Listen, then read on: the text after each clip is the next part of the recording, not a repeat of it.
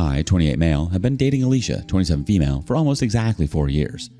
I met her at a little hangout that happened in our city, and I fell in love with her. I held my cards close to my chest.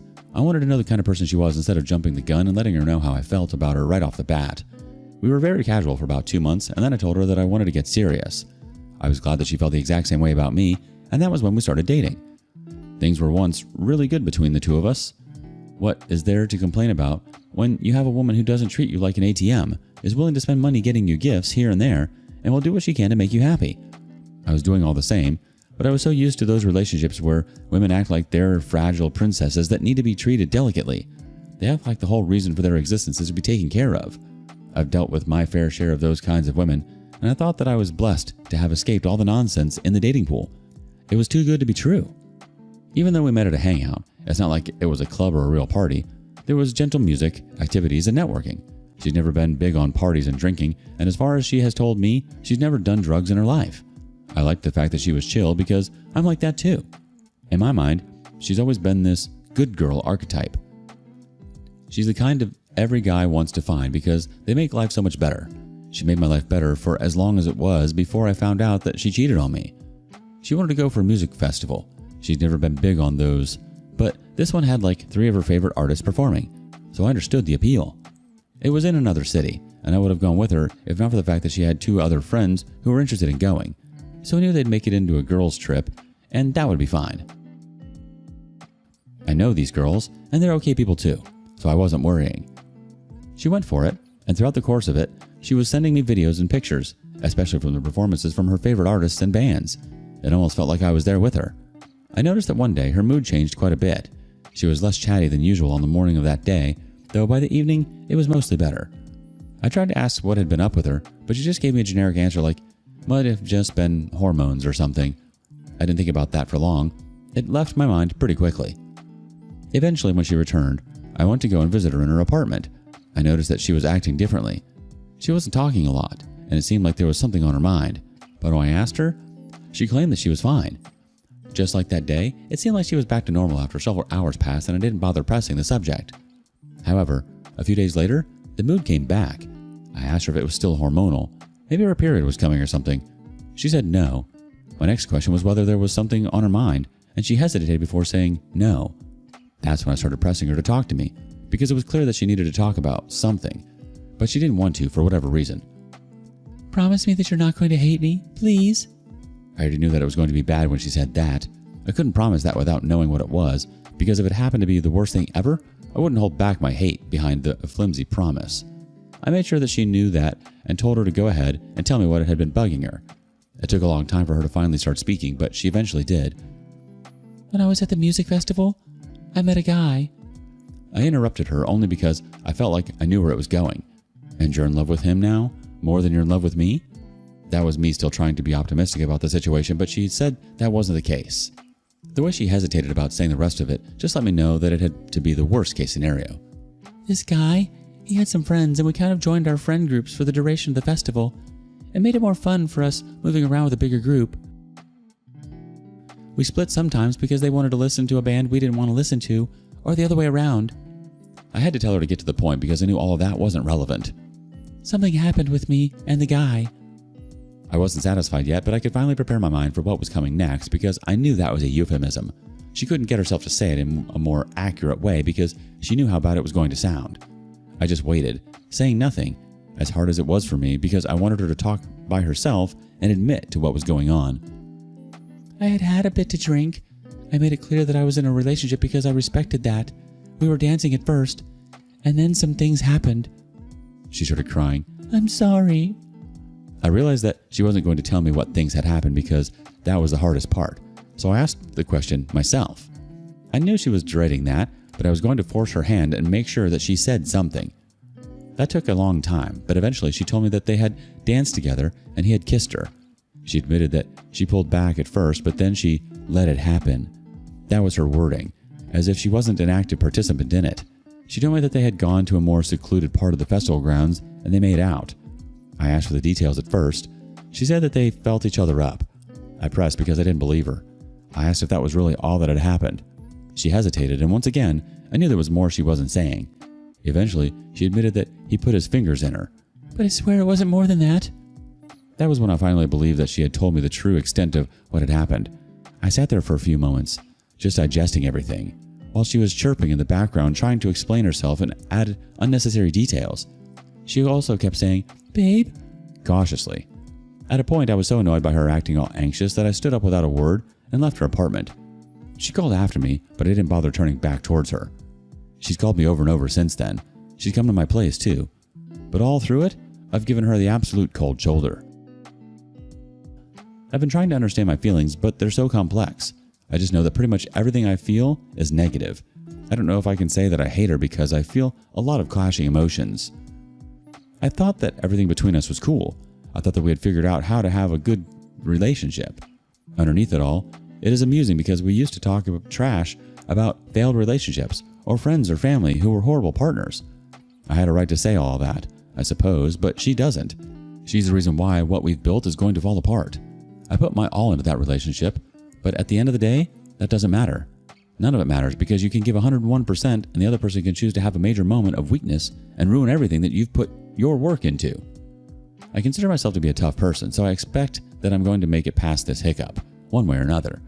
I just hope for the strength to make it through with relative ease, because I've been through heartbreaks and those were bad enough, despite the fact I wasn't with any of those people for half as long.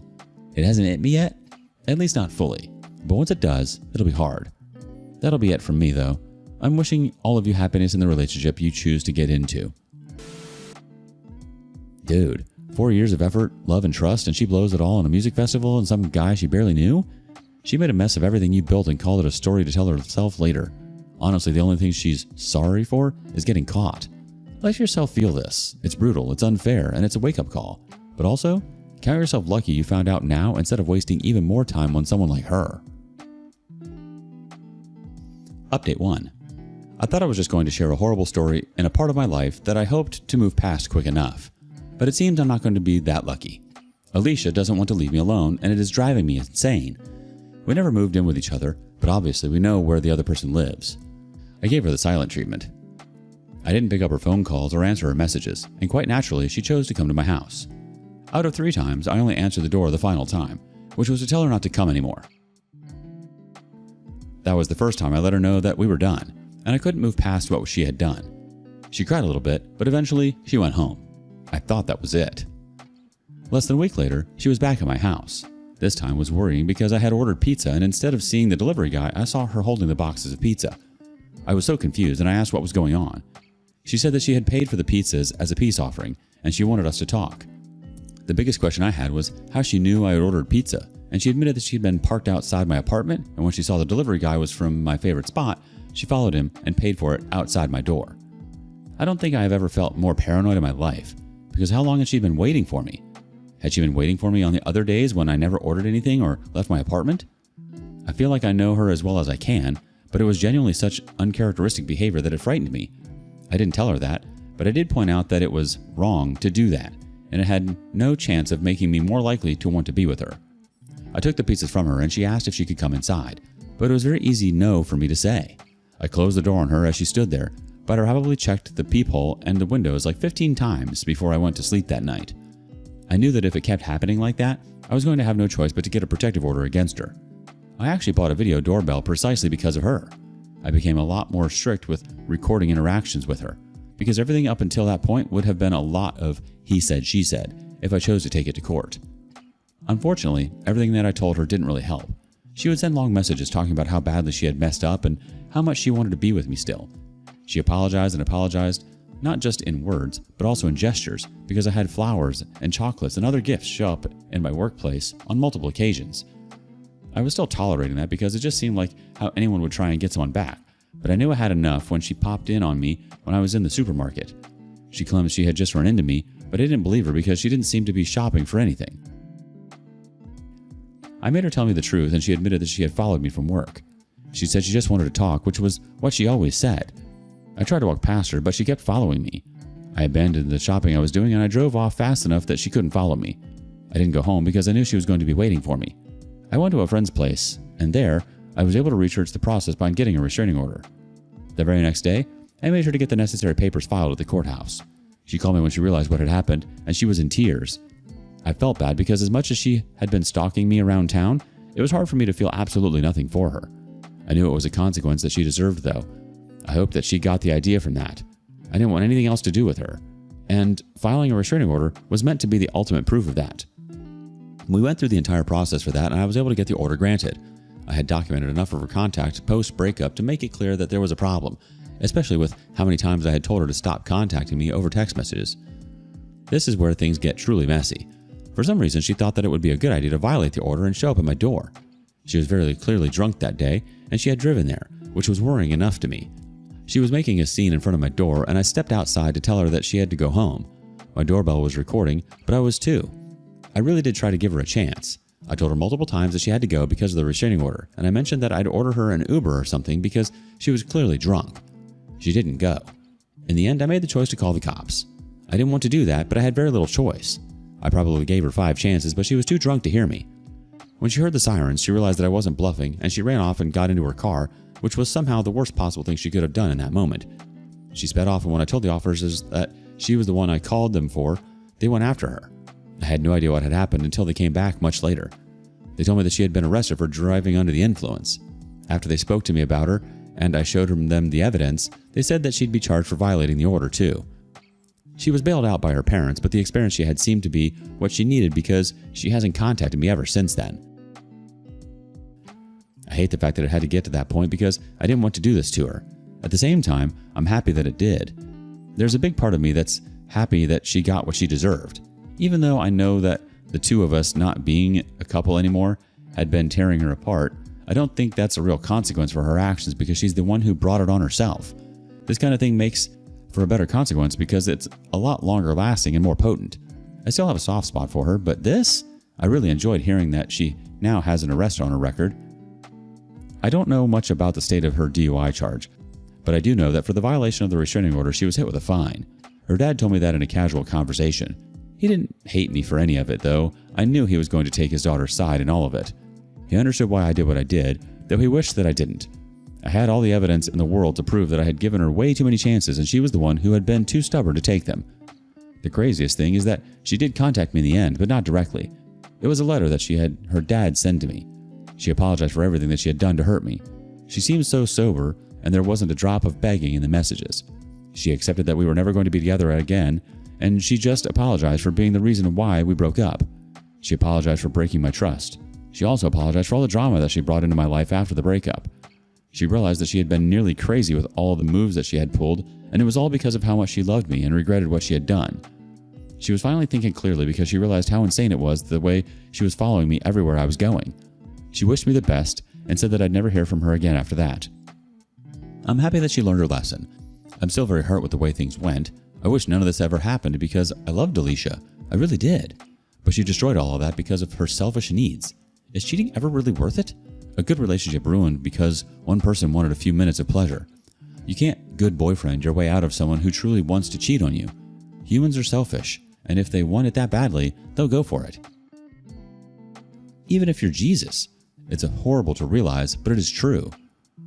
What's even worse is how I never could have seen it coming because I thought she was a good person. She seemed like it. I don't know what she's up to now. I think she moved out of her place and lives with her parents again for some reason. I hope she's learned a very valuable lesson. If she ever gets into another relationship, I pray that she is a better person than she was to me. I've learned my lesson, and I'm going to be incredibly picky going forward. Hopefully, I never get hurt this way again. If I do, I'll probably just retire from relationships and get 2 cute dogs to keep me company. Anyhow, that's it from me. Thank you to everyone for sticking with me through this. Let's be real. Anyone who behaves like that isn't someone to have a soft spot for. They're someone you avoid for life. Yeah, it's messed up that you loved her and she destroyed it in a fleeting thrill, but now you get to walk away with zero guilt and a restraining order backed clean slate. If nothing else, you've got a story that's simultaneously terrifying and ridiculously satisfying. Anyone else would have called a priest or a therapist. What's the wildest good girl gone rogue moment you've ever seen or survived? Let us know below. And thank you for joining us today on Our Space. Be sure to like and subscribe and hit that notification bell so you don't miss out on our next video. See you soon.